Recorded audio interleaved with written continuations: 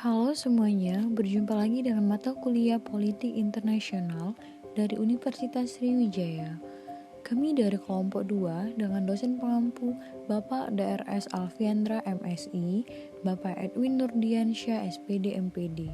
Nama anggota, pertama Intan Mereza, kedua Nurilia Kurniawati, ketiga Asti Nurul Aulia, keempat Bevi Yusnifa, kelima Indah Puspitasari, keenam Indah Oktariani, dan ketujuh Muhammad Fajri Mubarok.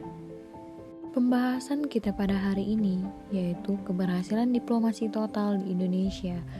Pertama, hakikat diplomasi total, dan kedua, contoh keberhasilan diplomasi total. Hakikat diplomasi total merupakan bentuk negosiasi yang dilakukan baik secara formal maupun informal dengan melibatkan banyak pihak, tidak hanya antara pemerintah dengan pemerintah, tetapi juga oleh pihak swasta melalui jaringan informal. Diplomasi total merupakan negosiasi yang menyangkut banyak aspek, bukan hanya membangun kedekatan pada bidang-bidang yang bersifat politis, tetapi juga dalam peningkatan investasi, perdagangan, kesempatan kerja, pariwisata, dan semua sektor yang dibutuhkan untuk membangun Indonesia. Untuk selanjutnya, contoh keberhasilan diplomasi total ada dua kasus. Yang pertama, pembebasan Siti Aisyah, kedua pembebasan WNI dari Sandra Abu Sayyaf. Kasus yang pertama yaitu pembebasan Siti Aisyah. Siti Aisyah merupakan warga negara Indonesia yang dituduh terlibat dalam pembunuhan Kim Jong-nam, kakak tiri pemimpin Korea Utara yaitu Kim Jong-un. Beliau telah bebas dari segala tuduhan dan telah dipulangkan ke Indonesia. Siti Aisyah bebas dari jeratan hukum Malaysia setelah mendekam selama 2 tahun 23 hari di penjara Malaysia. Penyelesaian pembebasan Aisyah melalui mekanisme lobi setelah mendapat perintah dari Presiden Joko Widodo, Jaksa Agung HM Prasetyo, dan Kapolri Jenderal Pol Tito Karnavian. Pemerintah RI memulainya lewat koordinasi dengan pihak Malaysia untuk mencari cara membebaskan Siti Aisyah. Proses komunikasi dimulai sejak pemerintahan masa PM Najib Razak hingga pemerintahan sekarang yang dipimpin Tun Mahathir atau Muhammad.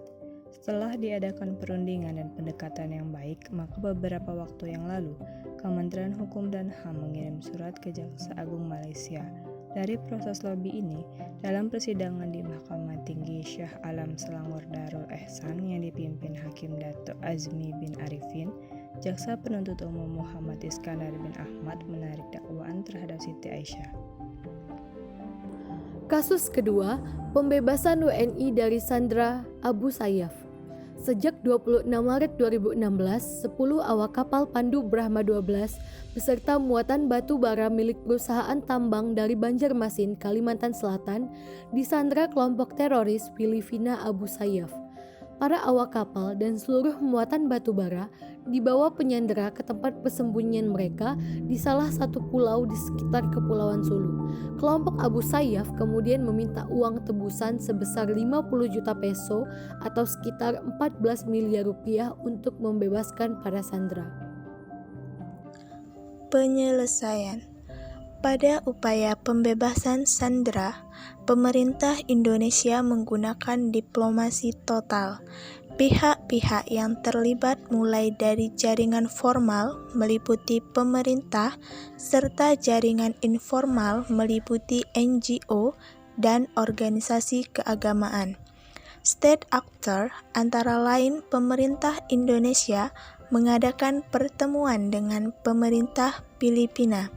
Presiden Jokowi melakukan komunikasi dengan Presiden Filipina Benigno Aquino.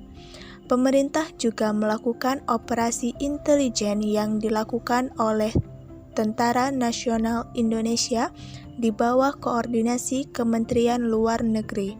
Setelah melakukan komunikasi tersebut, pemerintah Filipina melakukan operasi intelijen di sekitar wilayah tempat penyanderaan. Non-state actor dalam pembebasan sandera yaitu NGO, ulama dan masyarakat sipil. Beberapa ulama di Indonesia mengenal beberapa ulama di Filipina Selatan. Ulama Indonesia juga memiliki kedudukan tersendiri di sebagian masyarakat Muslim Mindanao, karena bangsa Moro memiliki penghormatan terhadap kepemimpinan agama yang sangat kuat daripada dengan pemerintah pusat Filipina. NGO yang terlibat adalah Yayasan Sukma Bangsa yang melakukan dialog dengan sejumlah masyarakat sipil, LSM, lembaga kemanusiaan di daerah Sulu. Jaringan-jaringan ini memiliki akses langsung ke pihak Abu Sayyaf, organisasi keagamaan NU Nahdlatul Ulama yang menghimbau kepada Nur Miswari, selaku pemimpin di lingkungan kelompok Moro, agar menggunakan pengaruhnya untuk meminta Abu Sayyaf membebaskan para sandera, mengingat hubungan yang terjalin baik antara NU dan kelompok MNLF.